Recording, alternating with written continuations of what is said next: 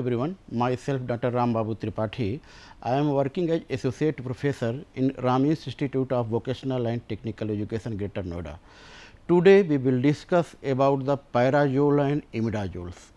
This topic, pyrazole and imidazoles, are basically present in the unit 4th and the subject code is the BP 401. यानी जो आप लोगों की जो unit 4th है, उस यूनिट 4th में आपके जो मोस्टली कंपाउंड्स हैं वो आपके हेट्रोसाइक्लिक कंपाउंड्स हैं और उस हेट्रोसाइक्लिक कंपाउंड में से जो आज हमें पढ़ना है वो आपको बेसिकली फोकस करना है पैराजोल और इमिडाजोल पे। यूनिट 3rd में आप लोग ऑलरेडी पढ़ चुके होंगे कि हेट्रोसाइक्लिक्स की नेमिंग कैसे करते हैं और उस यूनिट 3rd में जो आपको दिया हुआ था उसमें आपको पायरोल, फ्यूरॉन्स और थायोफिन ये आप ऑलरेडी यूनिट 3rd में आप लोग डिस्कस कर चुके हैं। इसका मतलब ये है कि अब जो आपको नेक्स्ट हेट्रोसाइक्लिक कंपाउंड पढ़ने हैं उसमें आपको पढ़ने हैं पैराजोल्स यानी ना कि पायरोल्स, और आपको सेकेंड वन पढ़ना है आपको इमिडाजोल्स। Before starting these lectures, I want to discuss some output of this lectures या some outcomes of this lectures। यानी आपको इस lectures के पढ़ने के बाद आपको कुछ outcomes यानी इस lecture को पढ़ने के बाद क्या आपका outcomes आए, यानी इस lecture का क्या objective था और आपने उसको कितना achieved किया।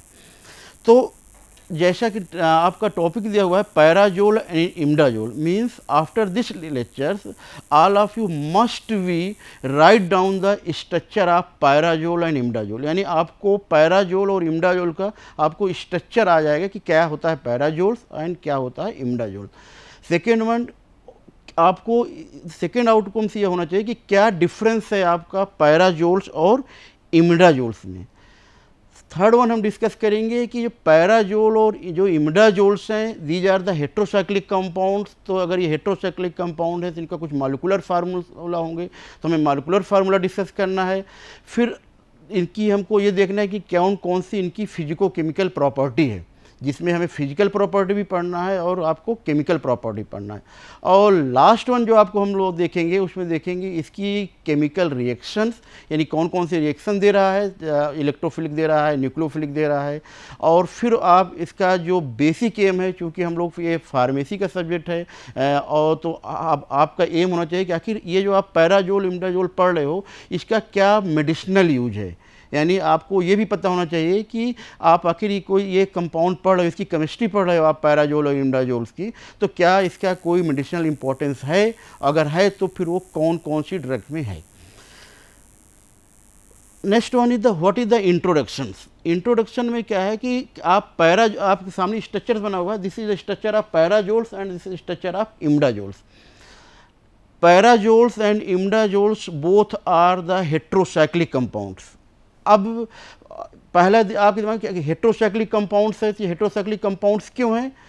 मोस्ट ऑफ द बुक में ये लिखा रहता है कि वो कंपाउंड जिसमें ऑक्सीजन, नाइट्रोजन और सल्फर अगर प्रेजेंट है आपके कंपाउंड में तो हम उसको बोल देते हैं हेट्रोसाइक्लिक कंपाउंड। यानी यहाँ पर सपोज करिए आपके पास नाइट्रोजन प्रेजेंट है, ये भी नाइट्रोजन प्रेजेंट है, तो इस अगर ऑक्सीजन होता है या नाइट्रोजन होता है या सल्फर होता है तो हम बोल देते हैं कि ये हमारा हेट्रोसाइक्लिक कंपाउंड है। लेकिन actually the heterocyclic compounds are those compounds, यानी हेट्रोसाइक्लिक कंपाउंड हम उन कंपाउंड्स को बोल देंगे एक्सेप्ट कार्बन और हाइड्रोजन्स। यानी कार्बन और हाइड्रोजन्स के अलावा अगर कोई भी एटम्स आपके रिंग में प्रेजेंट है तो हम उसको बोलेंगे हेट्रो एटम्स। क्लियर है? यानी ऑक्सीजन, नाइट्रोजन, सल्फर ही नहीं है, ऑक्सीजन, नाइट्रोजन, सल्फर के अलावा अगर कोई भी एटम्स एक्सेप्ट कार्बन और हाइड्रोजन अगर वो आपके रिंग के अंदर प्रेजेंट हैं तब हम उसको बोल देंगे हेट्रो एटम।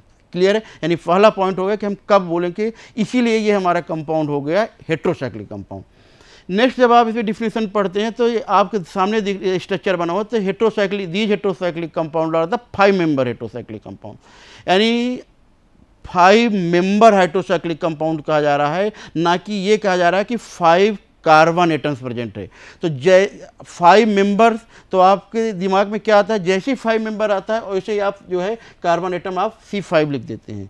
नहीं, आपको कार्बन एटम्स काउंट करने हैं, स्ट्रक्चर में देखने हैं कि रियल में कितने कार्बन एटम है। यहाँ पर 5 कार्बन एटम का हेट्रोसाइक्लिक कंपाउंड नहीं है, this is the heterocyclic compound of the 5 member hydrocyclic compound. Clear है। यानी आपको हेट्रो एटम्स क्लियर होने चाहिए कि इसको हेट्रोसाइक्लिक कंपाउंड्स क्यों बोले, क्योंकि यहाँ पर हमारा हेट्रो एटम्स प्रेजेंट है, और हेट्रो एटम्स हम उस सारे एटम्स को बोलेंगे जो कार्बन और हाइड्रोजन के एक्सेप्ट कार्बन और हाइड्रोजन, यानी आपको रिंग में कार्बन हाइड्रोजन के अलावा कोई भी एटम्स प्रेजेंट हो जाता है तब हम उसको हेट्रो एटम्स बोल देंगे। चूँकि 90% आपको जो मेडिसिनल यूज है वो नाइट्रोजन, ऑक्सीजन, सल्फर वाले में, इसीलिए हम लोग ये पढ़ते आ रहे हैं कि जितने भी हेट्रोसाइक्लिक कंपाउंड हैं उन सभी में ऑक्सीजन, नाइट्रोजन, सल्फर प्रेजेंट है, इसलिए हम उसको हेट्रोसाइक्लिक करूँगा। अब आपका नेक्स्ट क्वेश्चन आता है कि क्या इसका मॉलिक्यूलर फार्मूला आप कैसे लिखेंगे, यानी आप इस कंपाउंड का मॉलिक्यूलर फार्मूला याद नहीं करने हैं, आपके क्लियर हो गया। This structure is the pyrazole and this is structure the imidazole. अब क्वेश्चन उठ रहा है कि पैराजोल आपने क्या बोला, पैरा और प्लस एजोल, यानी आपने अगर आप इसको ब्रेक करते हैं तो पैरा और प्लस एजोल मीन्स पायरोल। अगर इस नाइट्रोजन को आप रिंग से हटा दें तो ये स्ट्रक्चर हमारा हो जाएगा पायरोल्स का। क्लियर है। पैरा एजोल यानी ये स्ट्रक्चर क्या है, पैराजोल। एजोल वर्ड किसके लिए आता है, जब आपके किसी भी कंपाउंड में जब नाइट्रोजन्स के लिए हमारा वर्ड आता है एजोल वर्ड। तो चूंकि इसमें पायरोल्स में नाइट्रोजन प्रेजेंट हो गया, एक एक्स्ट्रा नाइट्रोजन प्रेजेंट हो गया, इसलिए हमने इसको बोल दिया पैराजोल्स। अब डिफरेंस क्या है पैराजोल और इमिडाजोल्स में? पैराजोल्स और इमिडाजोल्स में जो बेसिक डिफरेंस है वो आपके स्ट्रक्चर से आप देखिए कि पैराजोल और इमिडाजोल्स के जो स्ट्रक्चर में डिफरेंस है वो केवल नाइट्रोजन एटम्स की पोजीशन का डिफरेंस है। यहाँ पर नाइट्रोजन जस्ट एडजेसेंट में है, यानी जस्ट उसके पास में है, और इमिडाजोल में एक कार्बन एटम का डिफरेंस करके यानी थर्ड पोजीशन में दिया हुआ। क्लियर है। पैराजोल्स is also derivative of the pyrols, imidazoles also the derivative of the pyrrole। Difference क्या है पैराजोल और इमिडाजोल्स में? एक एक्स्ट्रा नाइट्रोजन एटम आएगा और वो एक्स्ट्रा नाइट्रोजन एटम जो है प्रेजेंट है पैराजोल में सेकंड पोजीशन पे है और इमिडाजोल में आपका थर्ड पोजीशन में। तो ये डिफरेंस हो गया आपका पैराजोल और इमिडाजोल के स्ट्रक्चर में। सेकंड क्या है, क्या पैराजोल और इमिडाजोल्स के मॉलिक्यूलर फार्मूला सेम होंगे?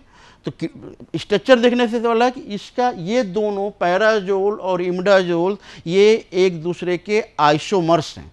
इसका मतलब इनका स्ट्रक्चर सेम, स्ट्रक्चर डिफरेंट है, मॉलिक्यूलर फार्मूला जो है वो बिल्कुल सेम होंगे, चाहे वो पैराजोल का हो चाहे वो इमिडाजोल्स का हो।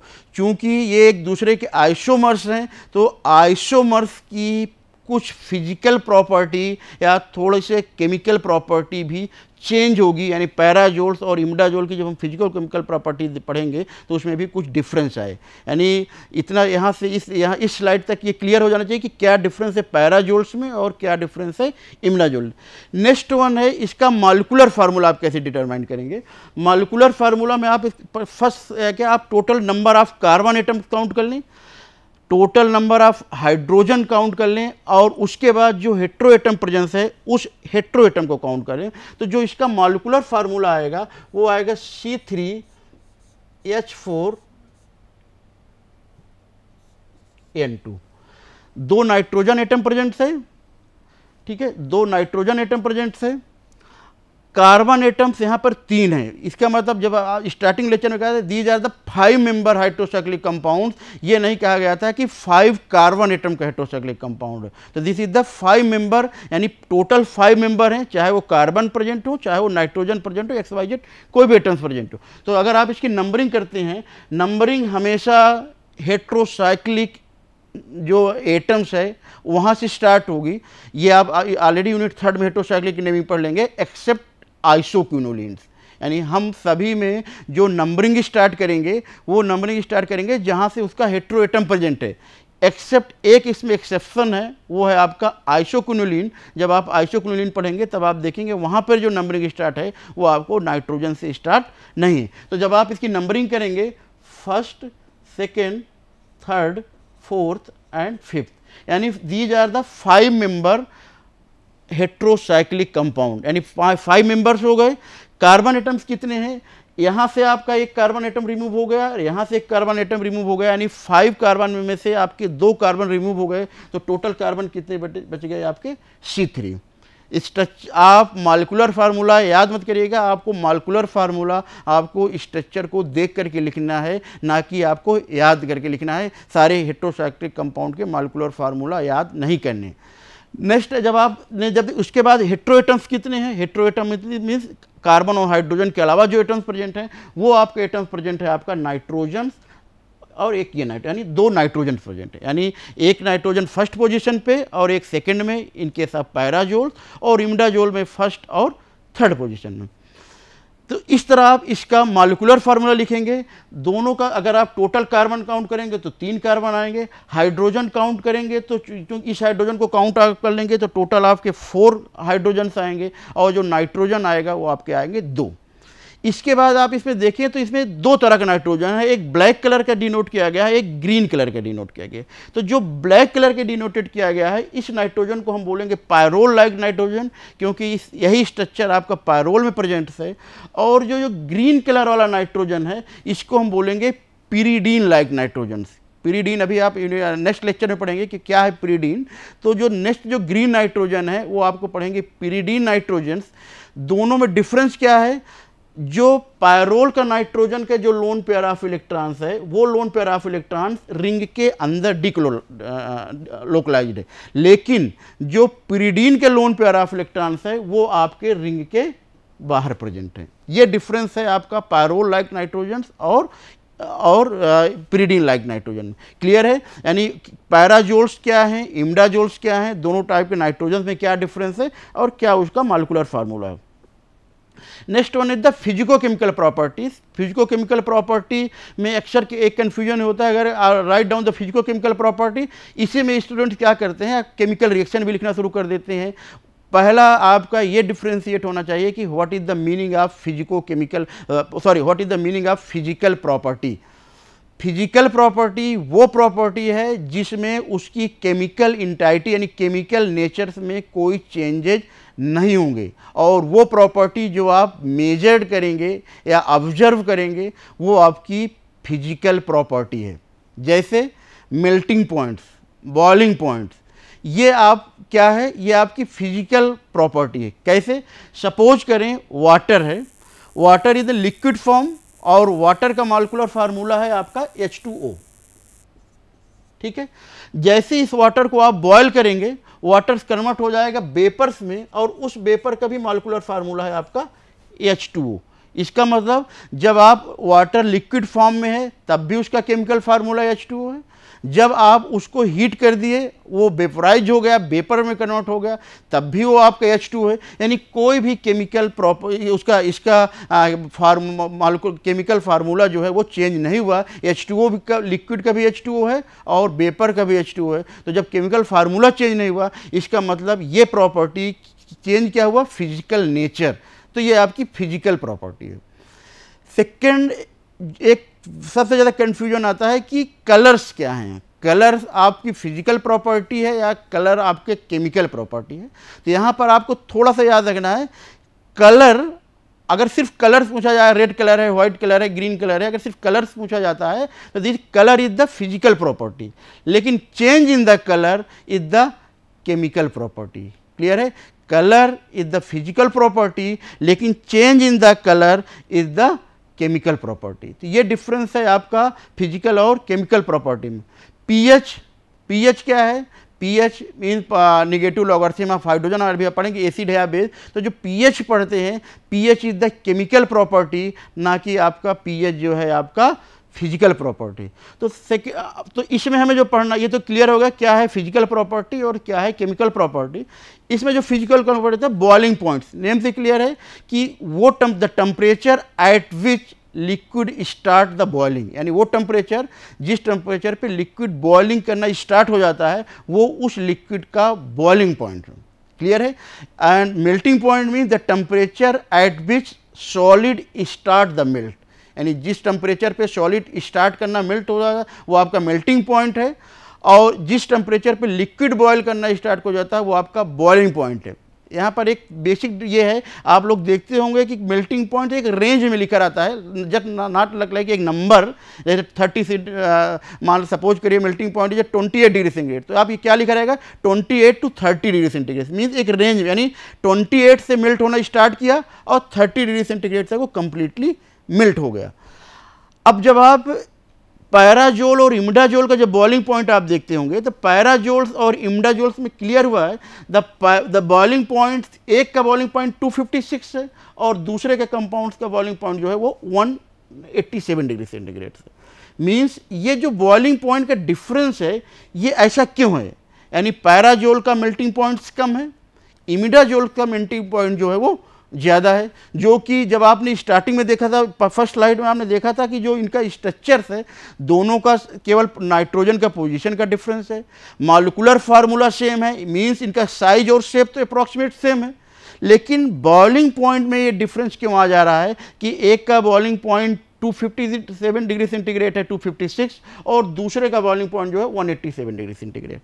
तो इसका एक रीजन ये है कि boiling point mainly depends upon the hydrogen bonding. तो इमिडाजोल्स में पॉलीमर्स, तो इसका बॉइलिंग पॉइंट ज़्यादा हो जाता है, पैराजोल्स डाइमर बनाता है इसलिए इसका बॉइलिंग पॉइंट कम होता है। बेसिसिटी क्या होती है? Basicity mean the compound which donate the lone pair of electron. तो जो compounds lone pair of electron को डोनेट करेंगे वो आपके बेसिक होगा, जो जितना जल्दी डोनेट करेगा वो कंपाउंड आपका उतना जल्दी ही बेसिक होगा। मीन्स इमिडाजोल ज़्यादा बेसिक है इन कंपेयर टू पैराजोल्स। क्यों?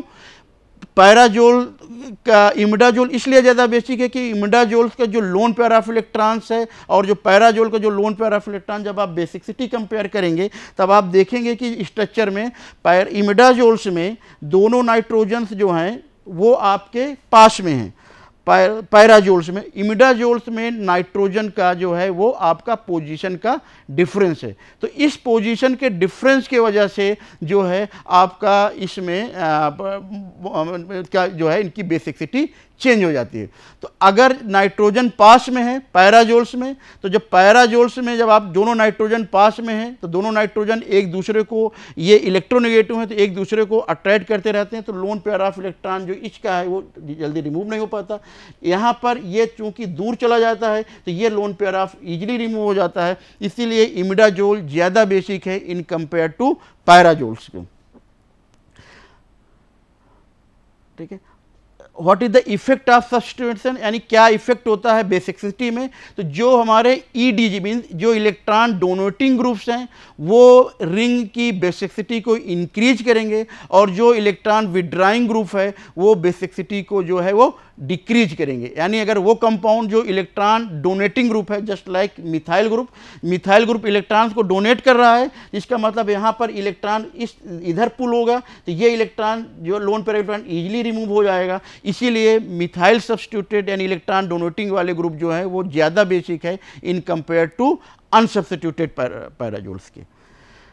नेक्स्ट वन है tautomers. Tautomers is the one of the form of structural isomer, जिसमें से एक पोजीशन से दूसरे पोजीशन में कोई हाइड्रोजन एटम्स मूव हो रहा है। तो जब आप मिथाइल पैराजोल्स में देख रहे हैं कि एक स्ट्रक्चर में नाइट्रोजन यहाँ पर प्रेजेंट है फर्स्ट वाले में, सेकेंड वाले में नाइट्रोजन यहाँ पर प्रेजेंट है, और ये जो हाइड्रोजन के मूवमेंट से हो रहा है इस मूवमेंट को हम लोग बोलते हैं tautomers. Next one, what is the synthesis of pyrazole? तो सबसे बेसिक सिंथेसिस है Knorr pyrazole synthesis. Knorr pyrazole synthesis mainly use for the synthesis of pyrrole, furans and thiophene. ये आपका not only use for pyrazoles, ये pyrrole, फ्यूरॉन्स और thiophene भी use होती है। इस नॉर पैराजोल सिंथेसिस में हम क्या करते हैं? नॉर पैराजोल सिंथेसिस में हम क्या लेंगे? 1,3 डाई कार्बोनिल कंपाउंड्स लेंगे और उस 1,3 डाई कार्बोनिल कंपाउंड्स को हम रिएक्ट कराएंगे हाइड्रोजन के साथ in the presence of acid catalyst. तो इसका मैकेनिज्म क्या है? मैकेनिज्म क्या है? जो कार्बोनिल ग्रुप है, आप देख रहे होंगे कार्बोनिल ग्रुप के पास लोन पेयर ऑफ इलेक्ट्रॉन्स है, ये लोन पेयर ऑफ इलेक्ट्रॉन्स में ऑक्सीजन के ऊपर नेगेटिव चार्ज है, तो जैसे ही एसिड का H+ आयन आएगा वो H+ आयन उस एसिड से इसके साथ रिएक्ट करके आपको एक कंपाउंड बनाएगा OH+।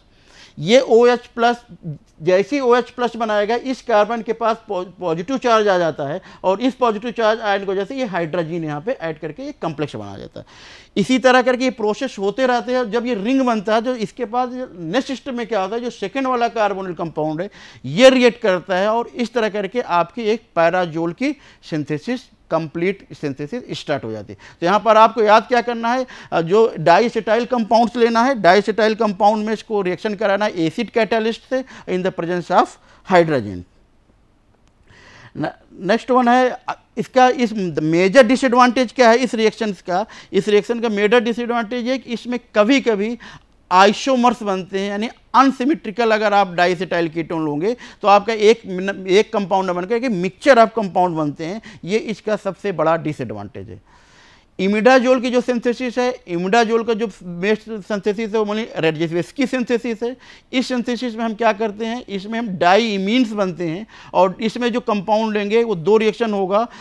फर्स्ट होगा नोएंगल रिएक्शन और सेकंड होगा आपका माइकल एडिशन, यानी नोएंगल और माइकल एडिशन ये दोनों इस रिएक्शन का मैकेनिज्म है for the synthesis of imidazole. Second was the what is the electrophilic substitution, यानी क्वेश्चन ये है कि यहाँ पर जो रिएक्शन होंगी ये इलेक्ट्रोफिलिक सब्स्टिट्यूशन देंगे। इलेक्ट्रोफाइल्स अटैच करेगा, किस पोजीशन पे इलेक्ट्रोफाइल अटैच करेगा, तो जब आप देखें इसके ये अगर थर्ड पोजीशन पर अटैक करते हैं तो ये आइसोमर्स बनते हैं, इसके रेजोनेंस स्ट्रक्चर बनते हैं। फिफ्थ पोजीशन पे ऐड करेगा तो ये उसका रेजोनेटिंग स्ट्रक्चर बनेगा। फोर्थ पोजीशन पर ऐड करेगा तो ये रेजोनेटिंग स्ट्रक्चर बनेगा।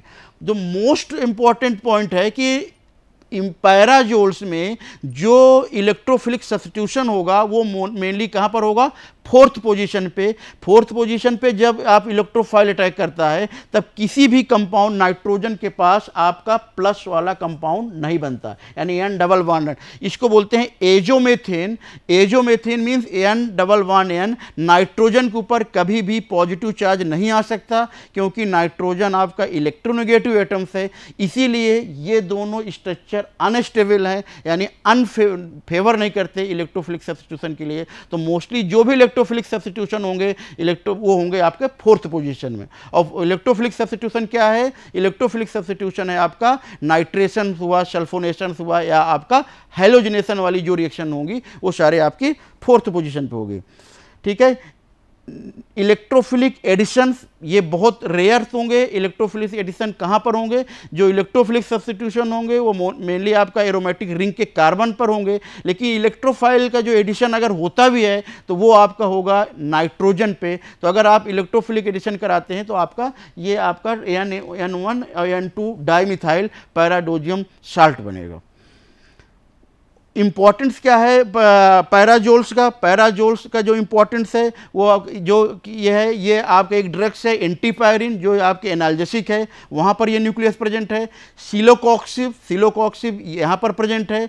एनाबोलिक स्टेरॉइड्स जो आपकी ड्रग मार्केट में आती है वहाँ पर आपका पैराजोल न्यूक्लियस प्रेजेंट है। या बीटाजोल्स आपका H2 एगोनिस्ट है। याद रखिएगा, अभी तक आप एंटागोनिस्ट पढ़ रहे थे, यहाँ पर आप बीटाजोल जो है वो आपका H2 एगोनिस्ट है। तो ये आपकी ड्रग्स हैं जहाँ पर आपका पैराजोल्स प्रेजेंट हैं। इमिडाजोल्स का क्या यूज है, इमिडाजोल्स और पैराजोल्स। इमिडाजोल्स भी कुछ मार्केटेड ड्रग्स हैं जहाँ पर आपका इमिडाजोल प्रेजेंट है।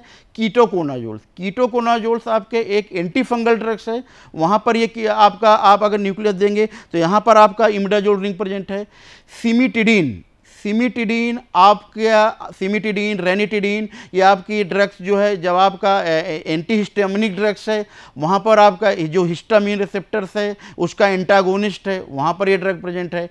मेट्रोनिडाजोल्स एक एंटी प्रोटोजोल्स ड्रग्स है, वहाँ पर ये ड्रग प्रेजेंट है आपके इमिडाजोल्स।